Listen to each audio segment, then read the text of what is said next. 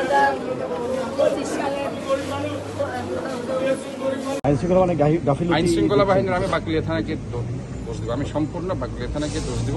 তারা যদি তারা গ্রেপ্তার করতো, সুনির্দিষ্ট এই ছেলেগুলিকে যদি গ্রেপ্তার করে নিয়ে আসতে পারতো এবং তাদেরকে যদি মামলায় তারা যদি জেলের মধ্যে রাখতে পারতো, তাহলে পরে এই ধরনের বাকলিয়া থানার ওসিকে আমি কিন্তু বলেছি, এই যে বিশেষ করে বোরহান যে ছেলেটা, বোরহান এবং সোহেল সহ যে ছেলেগুলিকে গ্রেপ্তার করার জন্য আমি এই 1 সপ্তাহ আগে বলেছি, 1 সপ্তাহ 10 দিন আগে বলেছি।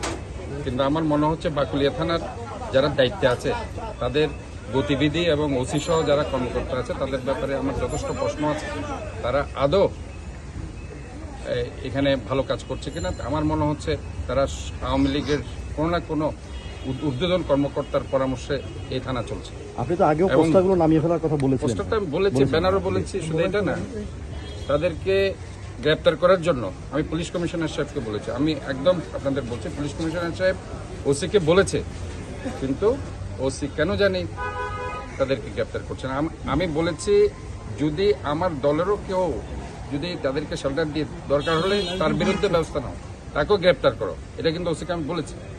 এবং এই ছেলেগুলোর ব্যাপারে আমি স্পষ্ট বলেছি তাদেরকে গ্রেপ্তার করো, একদম আমি নাম ধরে বলেছি।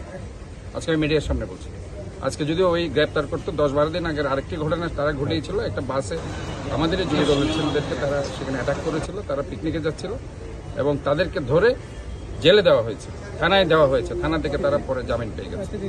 কিন্তু এই যে সুনির্দিষ্ট যে ছেলেগুলির কথা এসেছে, আপনার বাবা বলেছে বোরহান, এবং এই যে ছেলেগুলো যে এগুলি করছে দীর্ঘদিন যাবত, আমি বলছি যে অনতিবিলম্বে তাদেরকে গ্রেপ্তার করা উচিত এবং আমাদেরও যদি কেউ থেকে থাকে তাকেও গ্রেপ্তারের আওতায় আনা উচিত বলে আমি মনে করি।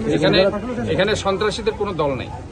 আমি বারবার বলছি, আমি এই শহরটাকে নিরাপদ শহর হিসেবে দেখতে চাই। আমি চাই না যে এখানে কোনো সন্ত্রাসীদের অভয়ারণ্যে পরিণত হোক, যারা চাঁদাবাজদের অভয়ারণ্যে পরিণত হোক। কাজে এখানে যে যুবলীগ ছাত্রলীগের যেসব ক্রিমিনাল, একসময় এখানে ছাত্রলীগের সভাপতি মানিক ছিল, আমাদের ছেলেদেরকে অনেক অত্যাচার করেছে, তারই কিছু ছেলেপেলে এখানে আছে। ইভেন দক্ষিণ জেলার কিছু ছেলে এখানে আমি দেখতে পাচ্ছি, তারা এখানে এসে একটা গার্ড বেঁধেছে এই এলাকায়।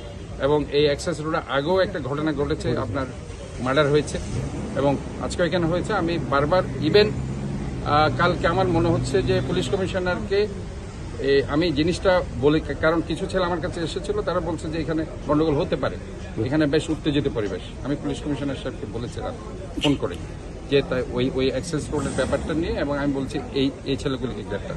কালকে ইভেন ঘটনার মনে হয় ঘন্টাখানেক আগে